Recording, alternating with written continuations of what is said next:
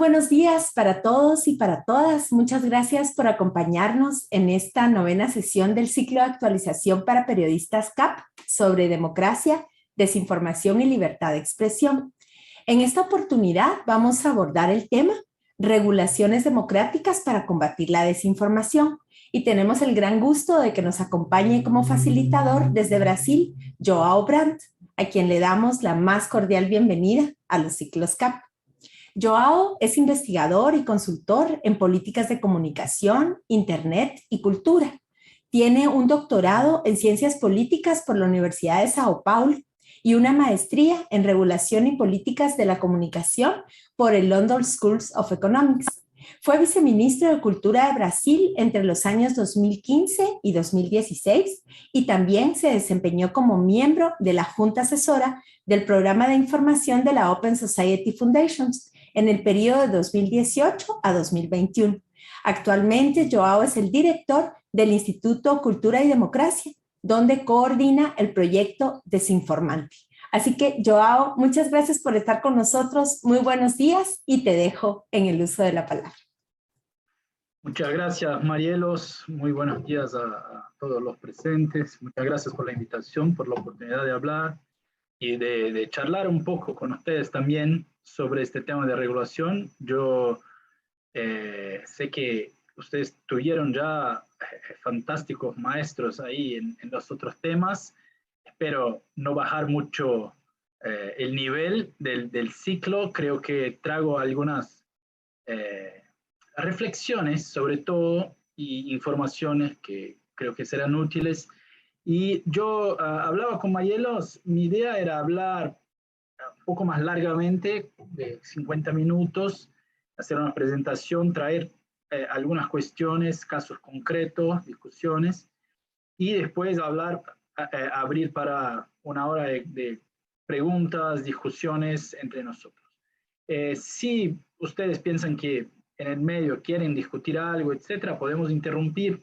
La presentación tiene 4 bloques, podemos tal vez al fin de cada bloque un poco chequear cómo están las voluntades de hablar y de participar y discutir los temas, ¿no?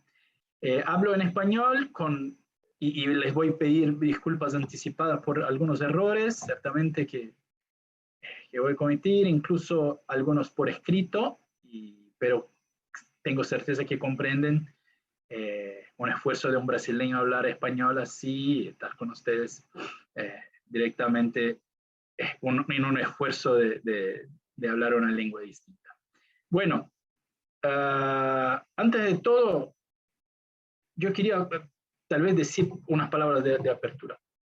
La discusión de regulación democrática de la desinformación no es una discusión que esté lista o que tenga parámetros fuertes consolidados internacionalmente. Por el contrario, en la verdad hay un esfuerzo grande de discusión en Europa, en Estados Unidos, en países del sur global también, en Reino Unido, que nos indican una dificultad de llegar y de alcanzar un modelo normativo de referencia para este tema. Creo que los desafíos que están puestos tienen que ver con un cambio, y eso voy a hablar en la presentación, en el ambiente informacional, un cambio muy fuerte. Creo que ustedes están tal vez cansados de saber, pero son algunos temas que yo voy a traer, tal vez repitiendo para poder tomar y justificar un poco mi punto de vista con relación a los temas de regulación.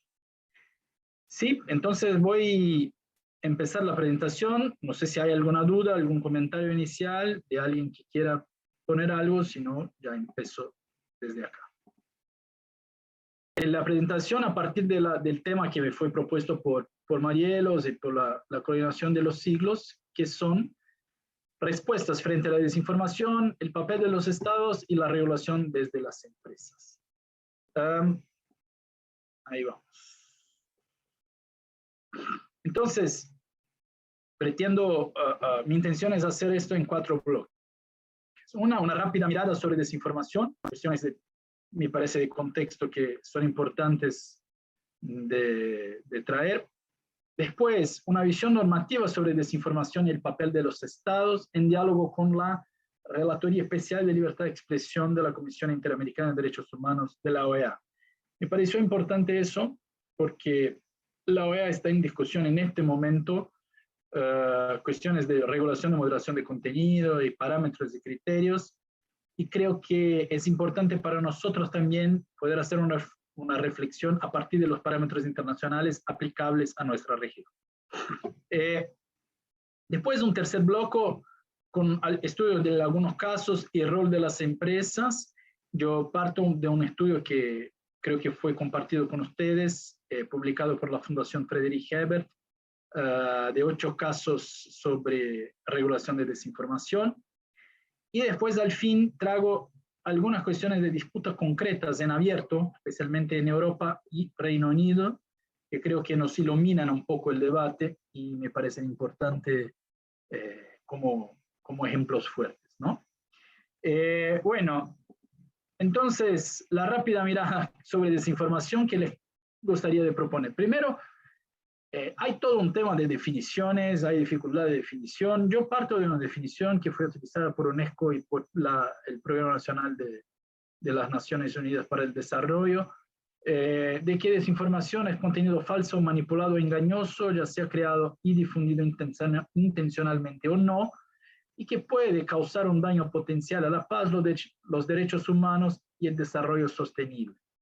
Parto de esta definición porque me parece simple y porque no intenta diferenciar intención y no intención. Creo que hay una trampa ahí en la discusión que los norteamericanos traen con misinformation y disinformation, aunque sí podemos hacer una diferenciación sobre este tema. Creo que para lo que vamos a tratar aquí es mejor tratar como un problema solo. Si la información es falsa o engañosa o manipulada y si puede causar un daño potencial a la paz, a los derechos humanos y el desarrollo sostenible, no interesa si fue difundida intencionalmente o no. El posible efecto es el mismo. Yo elegí traer dos frases, incluso algunas que yo utilizo algunas veces, creo que está en el texto de la FES, pero que creo que tienen que ser vistas en perspectiva. Una es desinformación, es un fenómeno que ocurre hace mucho tiempo, no es un tema nuevo, etc. Sí, es verdad que propaganda, rumores, siempre fueron parte de la discusión pública. Si uno toma la discusión toda desde el fin del siglo XIX, en la primera mitad casi del siglo XX, todo el tema de la propaganda de guerra, todo el tema del uso político de rumores como propaganda política. Bueno, hay ejemplos desde la Biblia, y sí, rumores y propaganda malintencionada siempre fueron parte del debate público. La cuestión es que cuando cambia el volumen, la velocidad, los incentivos sistémicos y la visibilidad, esto cambia muchas cosas, cambian los efectos y eso cambia el tamaño del problema, y así que creo que tenemos que mirar este problema de desinformación en el contexto actual como un problema especialmente grave, y eso voy a profundizar un poco con usted. Hablo ahí del contexto de antes de la posguerra, como en el contexto más fuerte en que la desinformación podría predominar, pero tuvimos un tiempo ahí entre la posguerra y 2010 en que prevaleció el periodismo profesional como organizador del ambiente informacional o de la esfera pública, si ustedes prefieren. Y eso me parece que crea una diferencia muy grande de condición o de tratamiento de las excepciones a la verdad. O sea, si una mentira circula por un medio de comunicación o fuera de un medio de comunicación en 1995, la chance de que alcanzase mucha gente representativa era muy baja, una vez o otra alcanzaba, y rápidamente los medios salían cuando un tema, un rumor, tomaba volumen en la esfera pública, privada, fuera de los medios públicos, En general, los medios podrían tomar un poco el tema como de, mira, estás hablando que, qué sé yo, que las papas están contaminadas con mercurio, pero esto no es verdad, esto sale de esto, y esto se arreglaba, ¿no? Pero lo que ocurre después del 2010 es un cambio muy grande que cambia totalmente esta cuestión. Y creo que esto tiene que ver entonces con volumen de circulación de informaciones, que se da también por la entrada de nuevos actores, que la verdad son los actores de personas comunes, que no son los medios tradicionales, con todos los problemas que conocimos de pluralismo, de diversidad, por veces de control del gobierno, pero los problemas estaban mapeados, sabíamos un poco cómo lidiar con ellos. El problema ahora es el volumen y la velocidad de circulación de información y los incentivos sistémicos, que voy a hablar adelante, y la visibilidad de la información cambia bastante cosas. Cuando hablo de visibilidad, estoy hablando de fragmentación y opacidad, que afectan la visibilidad de los participantes del debate público, pero también de los reguladores, y eso crea, en mi visión, un problema muy serio, porque eso tiene que ver un poco con la discusión de los filtros burbujas, etcétera, cuando toman los participantes, pero hay también un problema de los reguladores. Uno, por ejemplo, en Brasil o en varios países del sur global, los aplicativos de mensajería, ¿no? Como WhatsApp, Telegram, etcétera, tienen un rol importante en el debate público, y cuando uno toma, por veces no se sabe que hay millones de personas recibiendo informaciones falsas o engañosas, y uno no tiene ni cómo saber, ni cómo definir responsabilidad. Eso vamos a hablar un poco también. Así que creo que cuando hablo de visibilidad, no es solamente la visibilidad del debate para los participantes, pero también para quien intenta aplicar la ley. Yo hablaba del ambiente informacional en 4 momentos, y eso repito muy rápidamente porque creo que es un poco de base de mi perspectiva, ¿no? Hablaba, bueno, desde el comienzo del siglo hasta la posguerra, propaganda y rumores se misturan al periodismo. Desde la posguerra hasta especialmente la década de 90 y de 2000, los medios tradicionales y periodismo profesional prevalecen, y teníamos pluralismo y diversidad como temas complicados, pero la confiabilidad, la fiabilidad de la información no era tan complicada. Entre los años 2000 y 2010 hay una mezcla, ¿no? La Internet amplía las fuentes, pero la principal mediación no es la de las redes y las plataformas sociales, así que se amplía el pluralismo y la diversidad, la fiabilidad permanece razonable, no hay problemas de desinformación muy grave, tal vez podemos llamar de la época de oro, ¿no? de la década de oro de la Internet, de la diversidad. Después, a partir del 2010, hay muchos cambios. Hay cambios del smartphones en la mano de la gente, la llegada o la prevalencia de las redes sociales y plataformas de intercambio de videos, incluidas ahí las redes cerradas. Eso, en la verdad, amplía la diversidad y el pluralismo producido, aunque hay temas polémicos si el consumido también, si la gente consume información más diversa, pero la confiabilidad, la fiabilidad se convierte en un gran problema. Y esto se completa con las encuestas, por ejemplo, del Oxford, del Digital News Report de Reuters Oxford, que muestra que el acceso a las noticias en las redes sociales supera el de la televisión por la primera vez en varios países en 2019 o 20.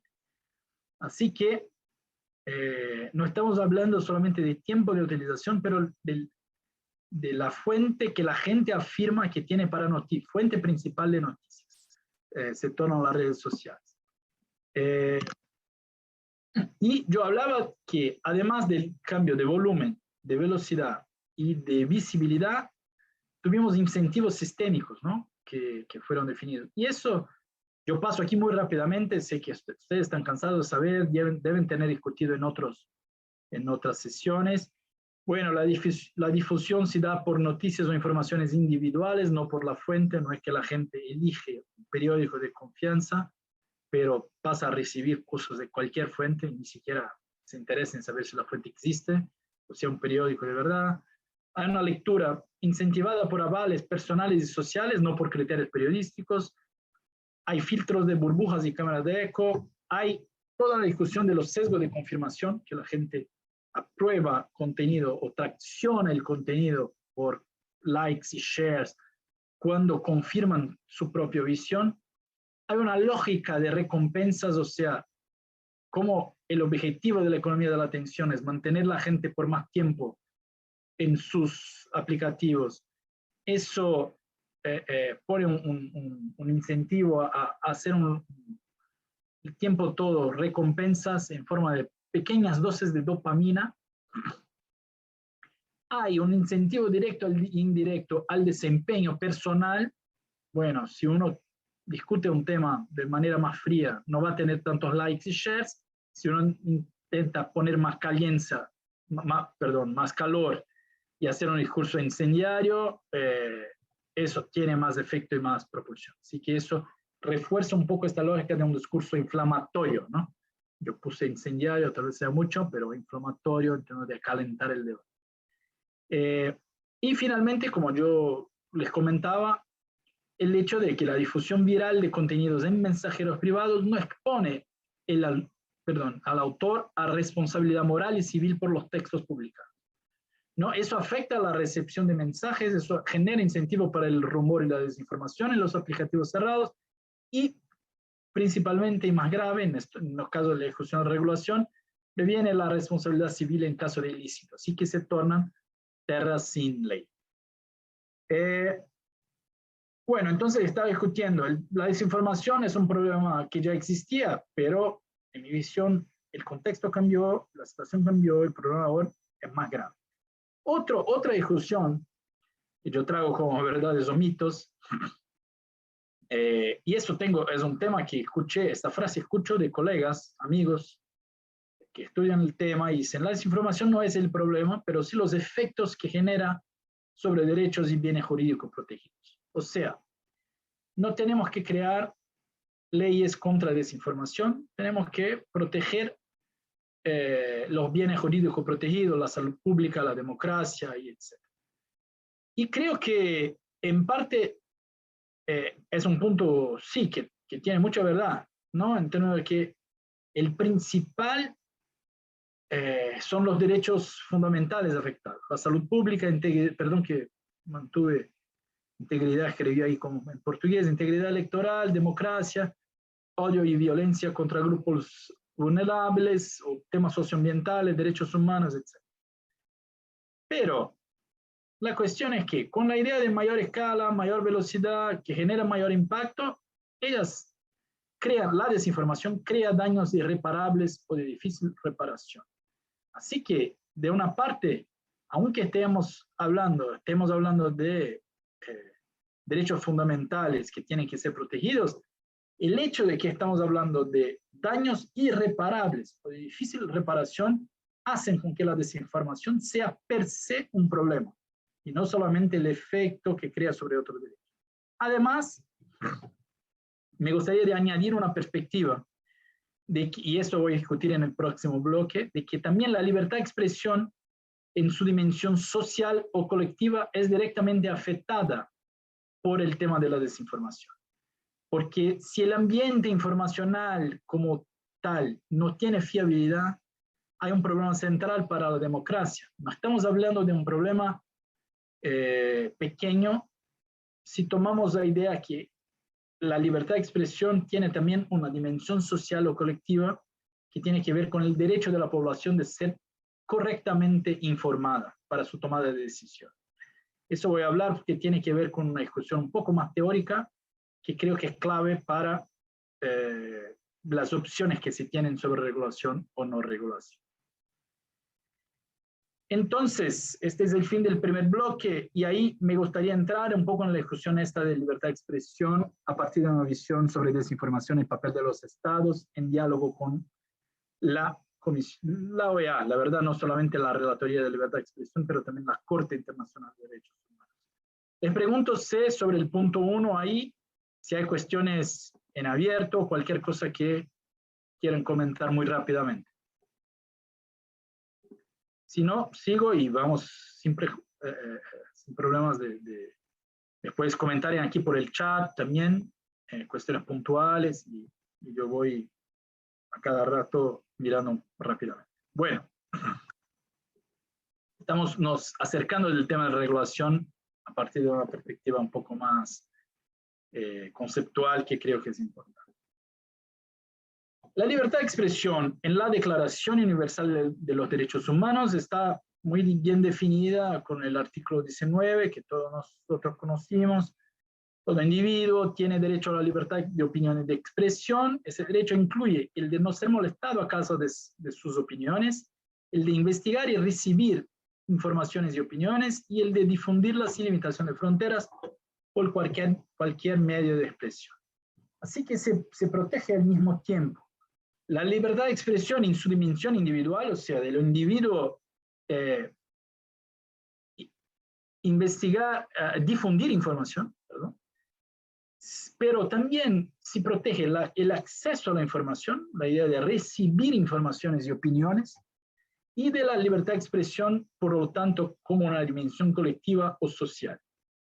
Esta dimensión está consagrada en los parámetros internacionales de la OEA, y yo los traigo, tal vez el texto principal que hace eso, es un texto antiguo de 1985, una opinión de la Corte a partir de la discusión de colegios obligatorios, creo que en Costa Rica, de colegiación obligatoria se decía, ¿no? De obligación de los periodistas tienen diploma, formación específica y estar en colegiados para poder ejercer. Y en la opinión se consagró la dimensión social de la libertad de expresión, en que se afirma, en su dimensión social, la libertad de expresión es un medio para el intercambio de ideas e informaciones y para la comunicación masiva entre los seres humanos, así como comprende el derecho de cada uno a tratar de comunicar a los otros sus propios puntos de vista. La libertad de expresión implica también el derecho de todos a conocer opiniones y noticias. Para el ciudadano común, tiene tanta importancia el conocimiento de la opinión ajena o de la información de que disponen otros, como el derecho a difundir la propia. Eso para mí es muy importante porque pone luz en la idea de que está fundado en la perspectiva de que la libertad de expresión es una condición previa para la democracia. Porque solamente se justifica la idea de que conocer la opinión de los otros es algo tan importante como difundir la propia, cuando se asume que el acceso a una amplia gama de información y a diferentes perspectivas y opiniones es realmente clave para la toma de decisión en la democracia. Y eso está en algunos teóricos como Cass Sunstein, como otros, Owen Fish, y es una perspectiva que tal vez sea el lado menos iluminado de la libertad de expresión, ¿no? Así como la luna tiene una fase no iluminada, creo que también la libertad de expresión tiene esta parte poco iluminada. Pero esta perspectiva que está y después fue consagrada en varias decisiones de la Corte, desde incluso algunas de los años próximos pasados, esta perspectiva legitima medidas positivas de promoción de pluralismo y diversidad, como reserva de espectro para medios comunitarios, como espacios para acciones del Estado positivas para promoción de medios públicos o para contraconcentración, etc., ¿no? Pero si es verdad que el pluralismo y diversidad están bien defendidos por la Corte y por la jurisprudencia de la Corte Interamericana de Derechos Humanos, la verdad es que no se pasa lo mismo con la discusión de la veracidad. Y el tema de la verdad creo que es clave, saber cómo tratar la verdad en la libertad de expresión es clave para definir qué regulaciones son democráticas o no en términos de combate a la desinformación. El mismo texto de la opinión consultiva afirma que las dos dimensiones mencionadas, que eran la dimensión individual y la dimensión social de la libertad de expresión, deben ser garantizadas simultáneamente. No sería lícito invocar el derecho de la sociedad a estar informada verazmente para fundamentar un régimen de censura previa supuestamente destinado a eliminar las informaciones que serían falsas a criterio del censor. Como tampoco sería admisible que sobre la base del derecho a difundir informaciones e ideas se constituyeran monopolios públicos o privados sobre los medios de comunicación para intentar moldear la opinión pública según un solo punto de vista. Esto me parece una discusión clave, con la cual creo que tenemos total concordancia, especialmente tomada la preocupación de censura previa por parte de los estados. Esta perspectiva, 15 años después, fue afirmada por la Comisión Interamericana de Derechos Humanos en su Declaración de Principios de Libertad de Expresión, cuando afirma que condicionamientos previos, tales como veracidad, oportunidad o imparcialidad por parte de los estados, son incompatibles con el derecho a la libertad de expresión reconocido en los instrumentos internacionales. Mira, ojo que la preocupación central, por lo tanto, era la censura previa de los estados. Y estamos hablando de un contexto de 85, de los años 2000, del año 2000, en que la dimensión de veracidad o de no veracidad eran excepciones en los medios y no eran la regla de una gran parte del debate público, ¿no? Así que la idea era que se podría definir problemas de veracidad en algunos pocos casos. Uno era, también en la Declaración de Principios, y leo porque me parece fundamental ser literal ahí en la perspectiva que afirmó la Comisión. La protección a la reputación debe estar garantizada solo a través de sanciones civiles. Entonces, mira, ellos creen que no debería se tratar en el ámbito penal, en los casos en que la persona ofendida sea un funcionario público o persona pública o particular que se haya involucrado voluntariamente en asuntos de interés público. Acá la parte que más nos interesa. Además, en estos casos, debe probarse que en la difusión de las noticias el comunicador tuvo intención de infligir daño o pleno conocimiento de que se estaba difundiendo noticias falsas o se condujo con manifiesta negligencia en la búsqueda de la verdad o falsedad de las mismas.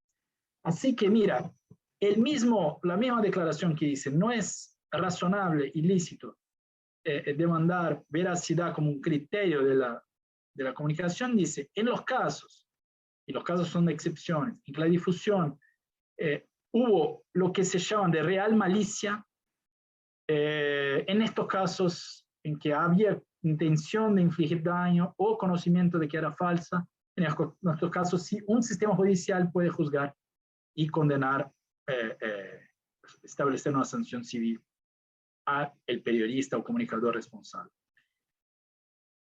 Eso iba en esta dirección hasta los 2013 y tenemos que considerar el contexto histórico de ambos textos, de la opinión consultiva de la Corte y de la Declaración de Principios de la Comisión, saber que la principal preocupación era que los estados no establezcan mecanismos de control previo de la verdad, dado el riesgo que supondría la puesta en marcha de tal mecanismo para la democracia, lo que es claro, pero que esto no significa, sin embargo, que se establezca como legítima y protegida legalmente la difusión de noticias falsas cuando se conozca la falsedad o cuando haya habido negligencia manifiesta en la investigación. Esa idea de negligencia manifiesta en la investigación fue puesta en 2013 por la Corte, consolidando ese entendimiento en un caso que afirma que los ciudadanos tienen derecho a no recibir información manipulada y que los periodistas tienen el deber de distanciarse críticamente de sus fuentes y contrastarlas con otros datos relevantes. Mira, acá se ponía ya una discusión de que, este es 2013, de que el periodismo, si espera, algunas de las discusiones ontológicas o normativas del periodismo son esperadas en términos de no simplemente repetir el discurso de la fuente como verdad y algún tipo de apuración de las informaciones más obvias o más accesibles debe ser esperada y puede ser cobrada de los periodistas. Pero cuando la relatoría, y ahí ya voy rápidamente a terminar un poco este bloque, pero me parece importante el camino, ¿no? En 2019, la relatoría de libertad de expresión de la CIDH hace un guía para garantizar la libertad de expresión frente a la desinformación deliberada en contextos electorales. Y afirma nuevamente que la presunción de legitimidad de los discursos sobre asuntos de interés público solo puede caer cuando ha sido, y aquí en grifo, desvirtuada por una autoridad competente que ofrezca suficientes garantías de independencia, autonomía e imparcialidad, típicamente un órgano judicial, que actúa luego de recibir una denuncia concreta. Y en este sentido, Las prohibiciones generales de difusión de informaciones basadas en conceptos imprecisos y ambiguos, incluidos noticias falsas o información no objetiva, son incompatibles con los estándares internacionales sobre restricciones a la libertad de expresión y deberían ser derogadas. En verdad, es esta parte que quiero discutir un poco con ustedes. ¿En qué medida? Y yo les digo, no es fácil concordar o no concordar con esta información. Yo creo que con esta afirmación en el contexto actual, y en esto quiero llegar. Porque por otro lado, si gran parte de la información disponible es falsa o engañosa, entonces tenemos un problema sistémico que va más allá de un problema puntual que puede ser resolvido por la justicia. Y así lo reconoce la propia Relatoría Especial de Libertad de Expresión en el mismo texto, cuando discute que no obstante la falta de elementos concluyentes sobre sus efectos, parece claro que la propagación deliberada de información falsa empobrece al debate público y hace más difícil a los ciudadanos ejercer su derecho a recibir información de diversas fuentes. Y al cabo es un obstáculo para participar de la decisión democrática. Mira, así estamos poniendo lado a lado con la afirmación de la dimensión colectiva de libertad de expresión y diciendo, esta dimensión es afectada por la desinformación deliberada. Y entonces este documento, está en la guía, reconoce legítima como preocupación de los estados, la sociedad civil y los actores privados involucrados, así como la importancia de adoptar medidas proporcionadas tendientes a combatir la desinformación, en línea con las obligaciones internacionales en materia de protección de derechos humanos, libertades fundamentales y el funcionamiento del sistema democrático. Bueno, bien. ¿Y cuál es el problema? Es que la Convención Americana de Derechos Humanos dice que nunca se puede estar sujeto a censura previa, sino a responsabilidades ulteriores. La libertad de expresión, en algunos casos, censura previa solamente se justifica en protección de niños, para algunos contenidos de protección de niños, pero que deben estar expresamente fijadas por la ley, las responsabilidades ulteriores, y ser necesarias para asegurar A, el respeto a los derechos o la reputación de los demás, o B, la protección de la seguridad nacional, el orden público, la salud o la moral pública. El gran desafío aquí, hablo yo, es cómo dejar de tratar el problema únicamente en el tratamiento individual de cada caso de violación aislada y interpretada por una autoridad judicial, y encontrar formas legítimas de mitigar el hecho de que gran parte de la información que se pone a disposición del público hoy, en este nuevo contexto, es falso o engañoso. La cuestión, y aquí empezamos un poco más las polémicas, la RELE opina que, sin embargo, el problema que se reconoce no se debe aplicar en el tema de la desinformación. El estándar de la real malicia, aquella sobre los agentes públicos, etcétera, y cuando se tiene intención, etcétera, de difusión de noticias falsas, se puede ser responsabilizado. No se deben establecer nuevos delitos penales para combatir la desinformación. Cuando la desinformación afecta a un interés difuso como el orden público democrático, involucrado en la integridad del proceso electoral, las responsabilidades civiles asignadas no serían adecuadas para proteger ese interés. La ley electoral podría desarrollar respuestas específicas. Y la idea de que imponer responsabilidad a los intermediarios para controlar la desinformación generaría un efecto silenciador. Lo que, en parte, sí, concuerdo totalmente. El problema es que las medidas alternativas son de forma general estructurales, ¿no? Fact-checking o educación para los medios y cuestiones así. Y se entiende entonces, de forma un poco tácita o silente, que para la RELE, la Relatoría Especial de Libertad de Expresión, la solución con efecto inmediato para la desinformación es dejar libres a las plataformas para actuar contra la desinformación a su propia discreción. Lo que sí, es verdad, tiene un efecto que puede ser positivo y puede mitigar mucho los efectos. Pero una otra mirada es que esta vía de simplemente darle libertad a los medios privados, que son concentrados, son 2 o 3 grupos que controlan el ambiente informacional en todo el globo, o no todo el globo, pero por lo menos en los países que que no utilizan los aplicativos de China, Rusia, etc.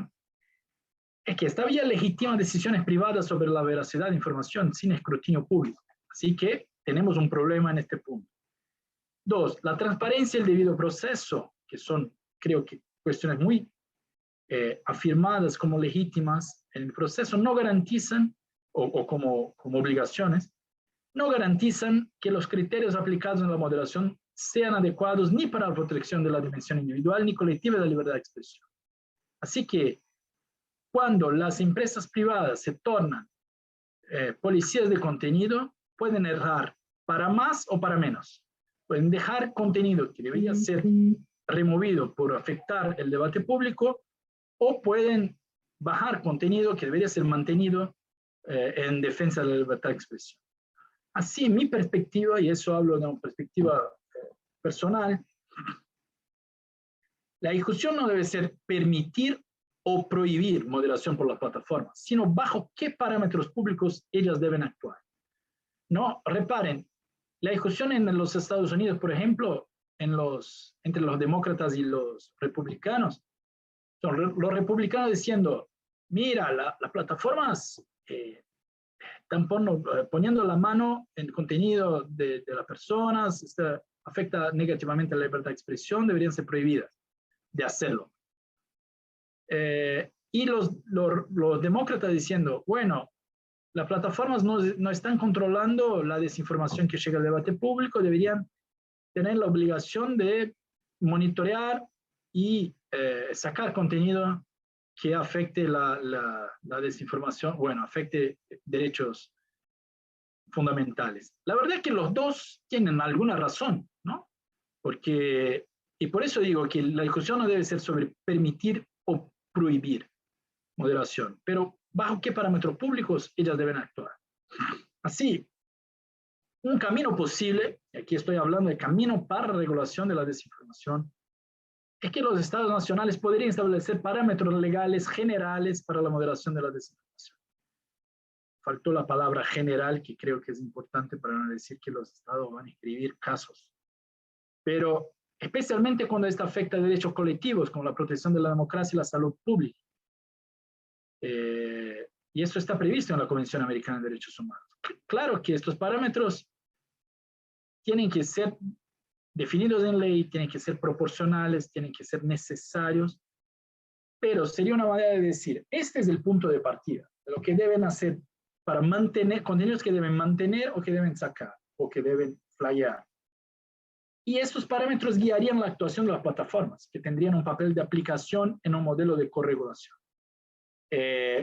Y así la actuación de supervisión de los estados no sería de casos individuales, pero de la actuación de las plataformas en la aplicación de los parámetros generales. Creo que este es tal vez el camino más promisor, y ahí ahora cuando voy a entrar en ejemplos concretos, ustedes van a ver que así caminan, creo, los países que están ofreciendo modelos más promisorios. Este camino evitaría 4 problemas que creo que están sobre la mesa y tienen que ser discutidos. Uno es la inacción. Porque si es verdad que los estados no pueden buscar soluciones apuradas, también es verdad que no pueden ser espectadores inertes de la erosión de la democracia en nuestros países. Y eso sabemos que se pasa en varios países por el tema de la desinformación. 2, esto evitaría también acción arbitraria de los poderes ejecutivos. Esto vemos aconteciendo todo el tiempo en nuestros países con intenciones de censura. La adopción de modelos en los que los poderes ejecutivos son responsables de una evaluación amplia del contenido, como en Singapur, da lugar a la censura estatal, porque es un problema también grave. Otro problema es un problema un poco de una visión más principista que dice, no, tenemos que mantener todo el poder a la justicia, ¿no? Los sistemas judiciarios. El problema es cómo mantener la confianza en un sistema de justicia que no puede manejar el problema a la velocidad y el volumen actuales. O sea, si yo espero que los 1.000 millones de problemas que surgen todos los días en las redes sociales estén siempre monitoreadas por los sistemas judiciales, la verdad es que estoy me engañando, ¿no? Estoy engañando a nosotros. ¿Por qué no es posible? El volumen y la velocidad no hacen posible que eso sea hecho. aunque sí se pueda mejorar, se pueda trabajar con criterios rápidos de apuración de casos, de juzgamiento, pero la idea de todo el poder a la justicia no es una solución real.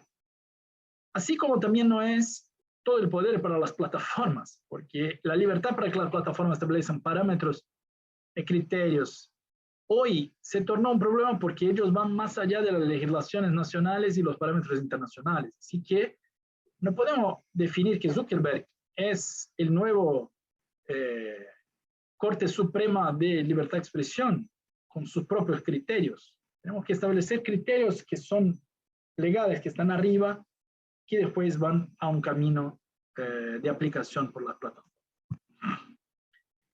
Bueno, termino acá este segundo bloque. Yo sé que bastante pesado, conceptual, pero con la perspectiva de hacer la discusión esta sobre la verdad, la veracidad de la información. Es razonable intentar definir parámetros de regulación de la veracidad, de qué forma. Eso un poco yo intenté problematizar a partir de la visión de la Relatoría Especial de Libertad de Expresión y de la Corte Interamericana de Derechos Humanos. Ahora, muy rápidamente, dos bloques un poco más rápidos sobre estudio de casos y sobre el rol de las empresas, y después dos disputas concretas en abierto. Este estudio de casos yo hice con otros 3 investigadores y publicamos en fin de 2020, comienzo de 2021, así que ya hay cambios, ¿no? Pero evaluamos los casos de la Alemania con su NetzDG, la Francia, 2 leyes de Francia que intentaban enfrentar desinformación, los casos de Canadá con la ley de modernización de las elecciones, los casos de India, de Singapur, de la Unión Europea, aún en el Código de Prácticas sobre Desinformación, no sobre el Digital Services Act, que voy a hablar en un rato. El Reino Unido con su Online Harms View, Online Harms White Paper, y ahora es Online Safety View. Y Brasil con el proyecto de ley 2630 de 2020. Lo que intentamos, mira, no voy a tener tiempo, los casos están ahí, el paper fue distribuido a ustedes, creo, si no fue, los envío. Yo voy a traer un poco una visión general a partir de los casos. Primero, hay riesgo de amenaza a la libertad de expresión identificado en varios de los casos. Y creo que puedo decir que si todos los 8 casos, algunos afectan negativamente a la libertad de expresión, algunos son poco efectivos para combatir la desinformación y se quedan pocos en el medio, ¿no? La discusión es justamente uno no afectar negativamente la libertad de expresión, pero ser inefectivo, y de otro lado afectar negativamente, y eso es más claro en los casos de Singapur e India. 2 nodos críticos que aparecen en los casos. Uno es la discusión sobre quién arbitra sobre la verdad, y eso tiene que ver, son los gobiernos, las plataformas, los chequeadores, perdón, la justicia. ¿Quién es el árbitro sobre la verdad o sobre la fiabilidad de la información? Y el segundo nodo crítico tiene que ver con la responsabilidad de los intermediarios, ¿no? De las plataformas. ¿Cuál es la responsabilidad? Dejar que el debate esté suelto, hacer un monitoreo de contenido, actuar cuando provocado, o esto es un tema que voy a profundizar en el próximo slide. Las conclusiones centrales son: no existe hasta el momento un debate maduro y mejores prácticas consolidadas para regulación de la desinformación. Los consensos que existen giran en torno a temas que creo muy evidentes, como la transparencia, la necesidad de códigos de conducta, que son insuficientes para enfrentar la desinformación en la gravedad que ha alcanzado el tema, en mi visión.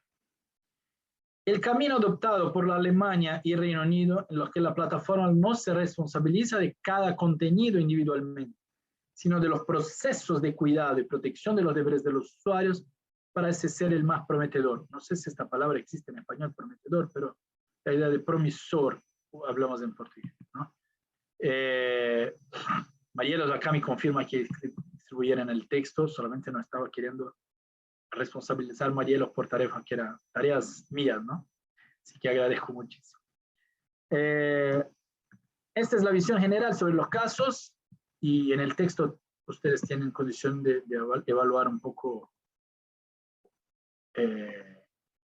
los casos específicamente. Pero creo que es importante hablar, déjame ver solamente una cosa, dos conclusiones, uno sobre el nodo crítico y una sobre una conclusión de la discusión de regulación que hicimos en el paper. Primero es sobre el parámetro de responsabilidad de los intermediarios. Esto está en cheque, se dice en cheque como en ajedrez, en todo el mundo, ¿no? Durante mucho tiempo y hasta hoy, el parámetro principal o más fuerte de que no hay responsabilidad de intermediario por contenido de terceros, con excepciones, con algunos casos, etcétera, pero que no hay para evitar un efecto silenciador e inhibidor. ¿Lo que significa eso? Si uno define que la plataforma como Facebook es responsable por una noticia falsa y puede ser responsabilizada legalmente por eso, una noticia falsa que está puesta por un usuario, esto va a generar un efecto silenciador brutal por la plataforma, que en duda sacamos. Y claro que esto no es deseable para el debate público. Pero también se afirmó, y esto a partir del CDA, sección 230 del CDA de los Estados Unidos, y también en la Unión Europea y en Brasil de alguna forma, la idea de la libertad de moderar contenido según sus propias reglas. Así que también no es total y absoluta. En Brasil, si hay un choque con otras leyes, claro que otras leyes son aplicadas, pero de forma general, cuando se lee, por ejemplo, en los términos americanos de Estados Unidos, se va a escribir que cualquier objectionable content, o sea, contenido cuestionable, puede ser removido, y hay libertad de las empresas para remover según sus propias reglas. Y está en un tema, en una discusión de la década de 90 en los Estados Unidos sobre protección de menores, que organiza las reglas actuales de allá hasta hoy. La cuestión acá es un poco saber si este modelo es todavía el modelo ideal, ¿no? Y eso discuten, y voy a hablar eso en el último bloque, la Unión Europea y Reino Unido en este momento, que algún grado de responsabilidad las plataformas tienen que tener para que no se tenga un ambiente con presencia masiva de desinformación. Pero si uno establece una obligación en que ellas tienen que monitorear y etcétera, esto va a crear un efecto silenciador muy negativo. Finalmente, en este bloque, dos cuestiones. Primera, la necesidad de que no hablemos de regulación como si fuera hablamos en portugués bala de plata, no sé si se habla de estas expresiones, existen en español, pero el tiro que va a matar el tigre, ¿no? Tenemos que tomar, y esto toma un poco del trabajo que tenemos hecho en Desinformante, que estamos hablando de por lo menos 9 abordajes para enfrentar a la desinformación. 1, reglas propias de las empresas, y sobre eso voy a hablar en el próximo slide. 2, mecanismos de regulación y corregulación, que es el tema acá de la discusión hoy. 3, investigación y juicios, y eso el Poder Judiciario tiene, y las fuerzas de investigación tienen rol en el combate a la desinformación. Los acuerdos e iniciativas internacionales, hay esfuerzos ahora en este momento en el ámbito de la OEA, de la Relatoría Especial, de llegar a criterios de moderación de contenidos, etcétera. Hay discusiones en la UNESCO. Este debate todo es muy necesario. El tema del fortalecimiento del periodismo profesional, yo creo que en esto compartimos la visión de que el periodismo profesional es clave para enfrentar a la desinformación, y los incentivos, la discusión de sostenibilidad y etcétera, es clave también. Educación para los medios, que es un tema estructural, pero muy aislado en las discusiones de nuestros países. La idea de monitoreo y seguimiento por parte de ONG e investigadores, esto también cumple un rol muy importante de denuncia, de dar visibilidad a la desinformación, etc., y a las prácticas de las empresas, no solamente a la desinformación hecha por usuarios, pero también a las prácticas buenas o malas de las empresas. El fact-checking, que se consolidó en la región, creo, tiene un rol importante, pero que no puede ser tomado aislado. Y una idea que tal vez sea muy,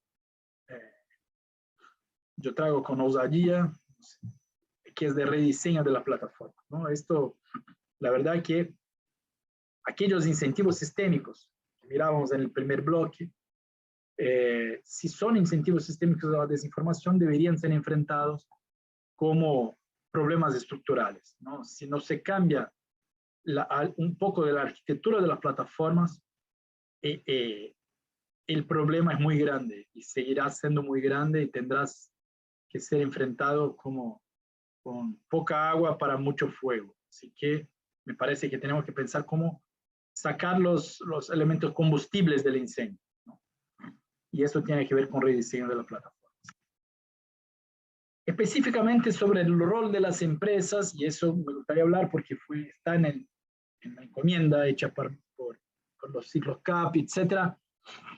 Yo he listado acá 9 acciones y hablo después de hablar de las cuestiones más centrales porque creo que en parte las empresas están intentando apagar fuego con poca agua porque los problemas son más estructurales del ambiente de la economía de la atención. Pero eso no cambia o no disminuye la obligación de las empresas. Y ahí hablo de 9 acciones. Una, combatir comportamiento inauténtico coordinado. Acá escribí en portugués el coordenado también. Pero estamos hablando de robots no identificados como tal, de las acciones de grupos que intentan se pasar por otros con falsedad ideológica o falsos vehículos periodísticos, etc. 2, la discusión de ofrecer canales de denuncia. Tenemos hasta hoy Twitter sin un canal de denuncia sobre desinformación en muchos de los países. Acá en Brasil entró en teste hace, qué sé yo, 10 días. Entonces tenemos problemas sobre eso.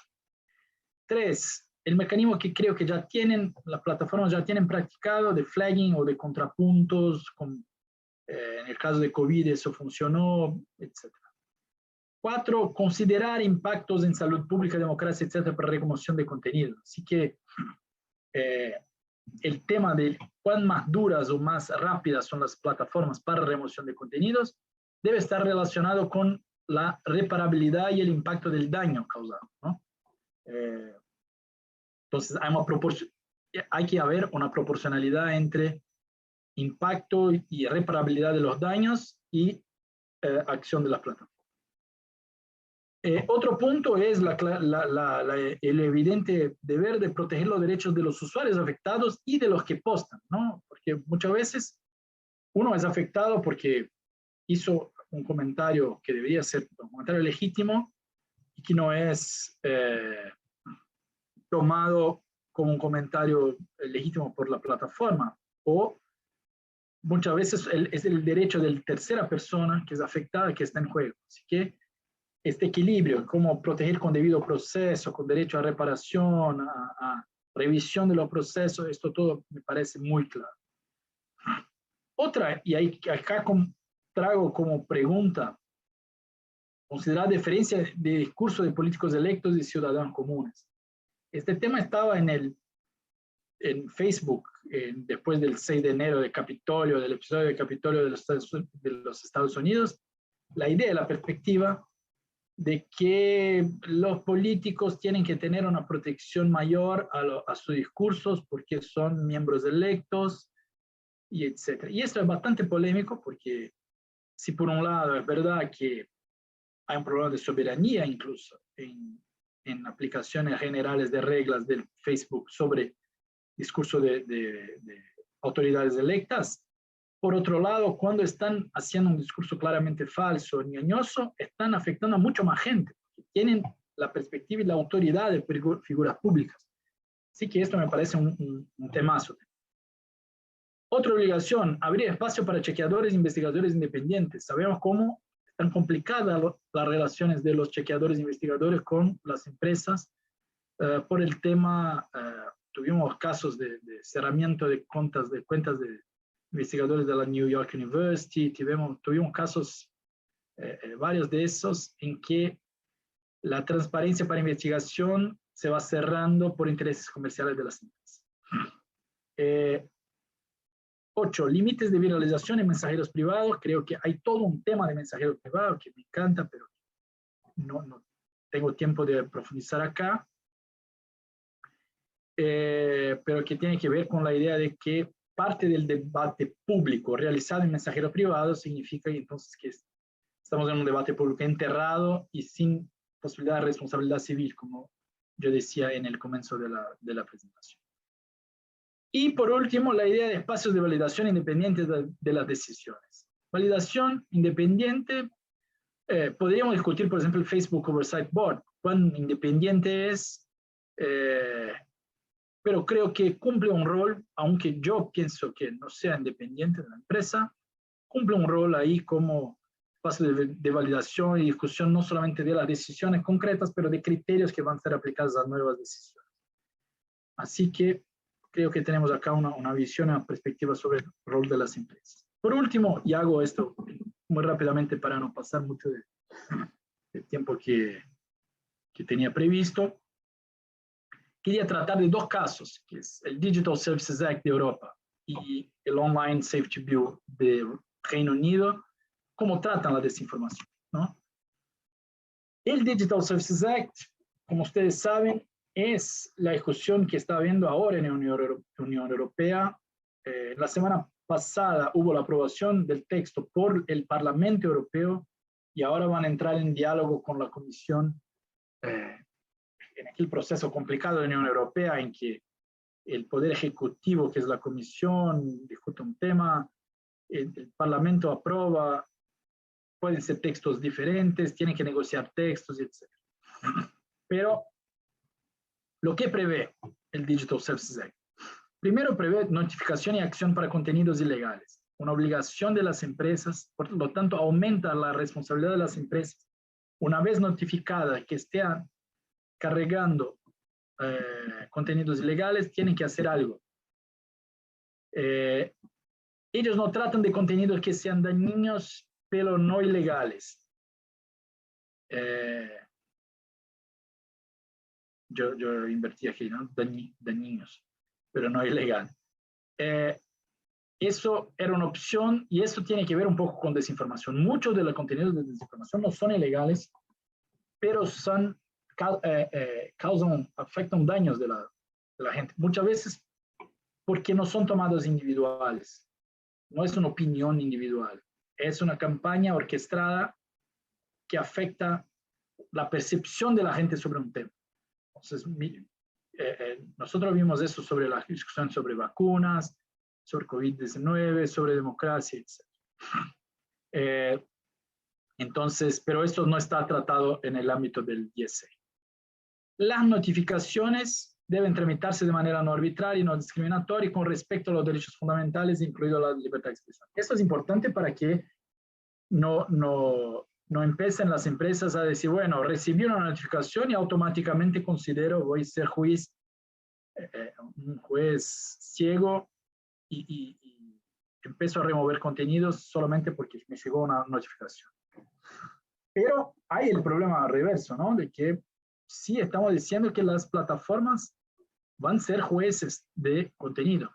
Y eso, cuando definido oficialmente, puede traer nuevos problemas. También sobre el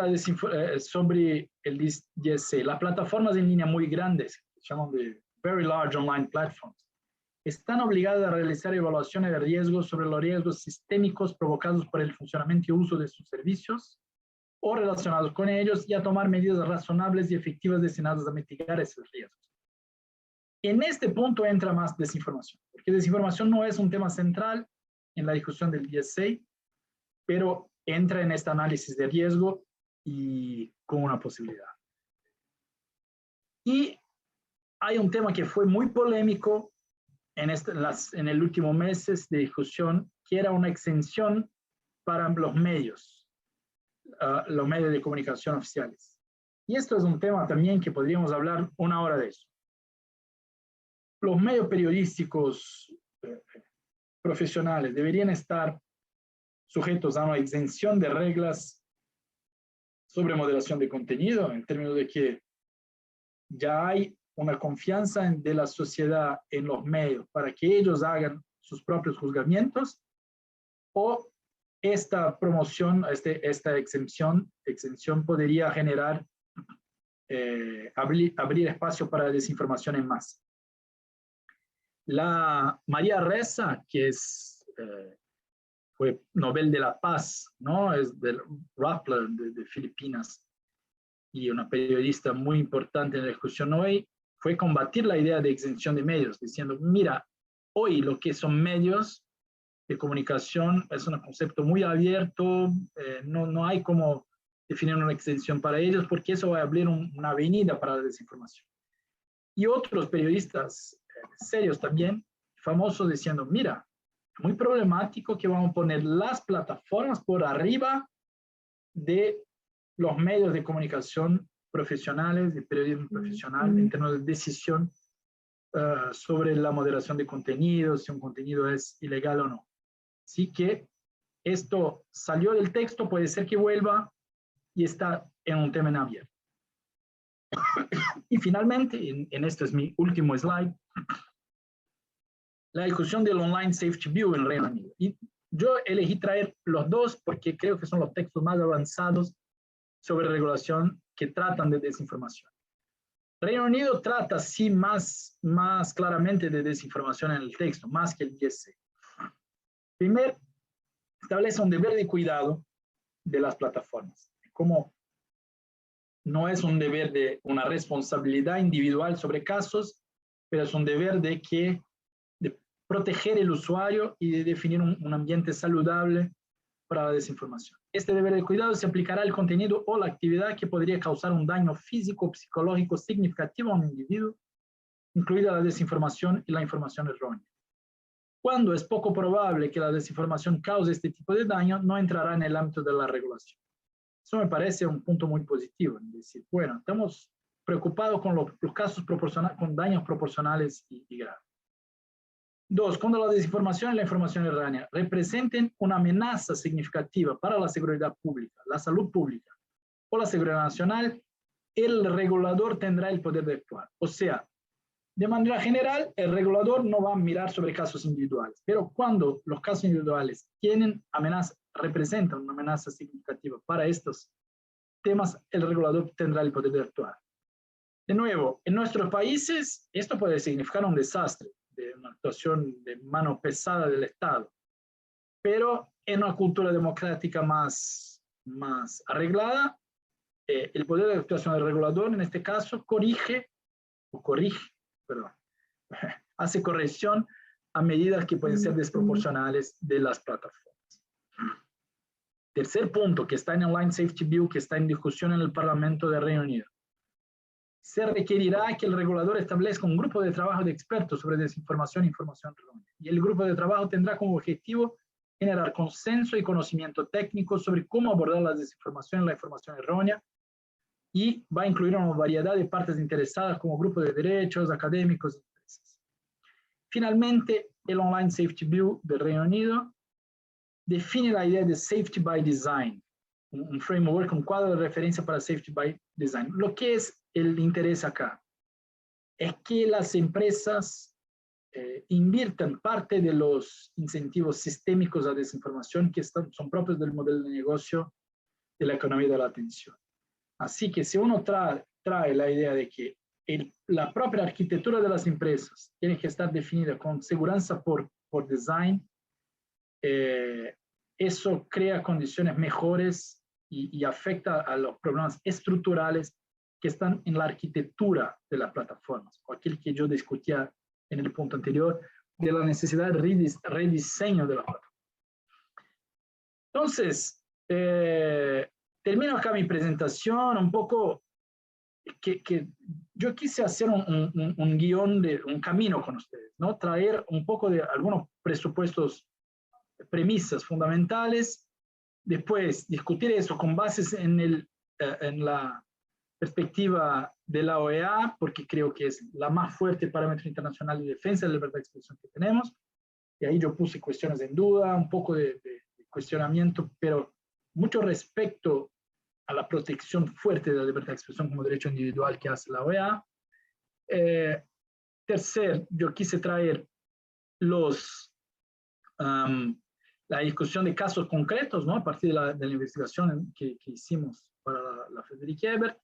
Y en cuarto punto, hablar de dos casos que un poco ponen la discusión en perspectiva, cómo están discutiendo el tema de la desinformación, de regulación de desinformación, tal vez las experiencias más avanzadas, que son la Unión Europea y Reino Unido. Espero tener alcanzado ahí los objetivos de ustedes en esta sesión. Muchísimas gracias a ti y muchas gracias por pasar toda esta información, reflexiones y ponernos a pensar en estas dimensiones y abrir el debate, porque como decía Andina por ahí, todavía en nuestros países, digamos que esto no es un debate que esté presente tan fuertemente en la discusión pública. Así que muchísimas gracias, Joao.